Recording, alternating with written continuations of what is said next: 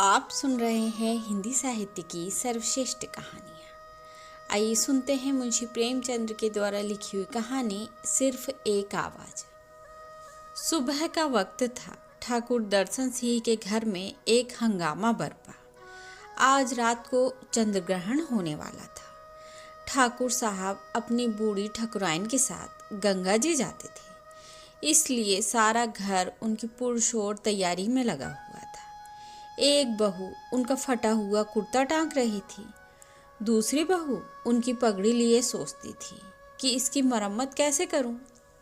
दोनों लड़कियां नाश्ता तैयार करने में तल्लीन थीं, जो ज़्यादा दिलचस्प काम था, और बच्चों ने अपनी आदत के अनुसार एक कोहराम मचा रखा था, क्योंकि हर एक आने जाने के मौके पर उनका रोने का जोश उमंग पर होता था। जाने के वक्त साथ जाने के लिए रोते और आने के वक्त इसलिए रोते कि श्रेणी का बाँट बखरा मनोनुकूल नहीं हुआ।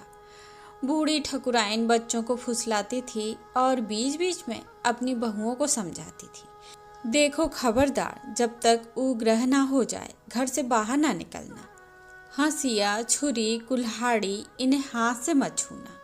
समझाए देती हूँ, मानना चाहे ना मानना। तुम्हें मेरी बात की परवाह है, मुंह में पानी की बूंदें न पड़े। नारायण के घर विपत पड़ी है, जो साधु भिखारी दरवाजे पर आ जाएं, उसे फेरना मत। बहुओं ने सुना और नहीं सुना।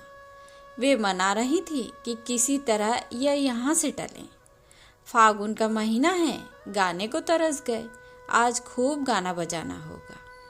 ठाकुर साहब थे तो बूढ़े, लेकिन बुढ़ापे का असर दिल तक नहीं पहुँचा था।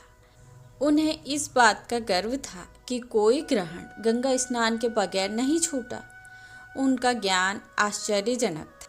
सिर्फ पत्रों को देखकर महीनों पहले सूर्य ग्रहण और दूसरे पर्वों के दिन बता देते थे। इसलिए गांव वालों की निगाह में उनकी इज्जत अगर पंडितों से ज़्यादा ना थी तो कम भी ना थी। जवानी में कुछ दिनों फौज में नौकरी भी की थी। उसकी गर्मी अब तक बाकी थी। मजाल न थी कि कोई उनकी तरफ सीधी आंख से देख सके। सम्मान लाने वाले एक चपरासी को ऐसी व्यवहारिक चेतावनी दी थी कि जिसका उदाहरण आसपास के 10-5 गांव में भी नहीं मिल सकता। हिम्मत और हौसले के कामों में अब भी आगे आगे रहते थे। किसी काम को मुश्किल बता देना उनकी हिम्मत को प्रेरित कर देना था। जहाँ सबकी जबानें बंद हो जाएं, वहाँ वे शेरों की तरह गरजते थे।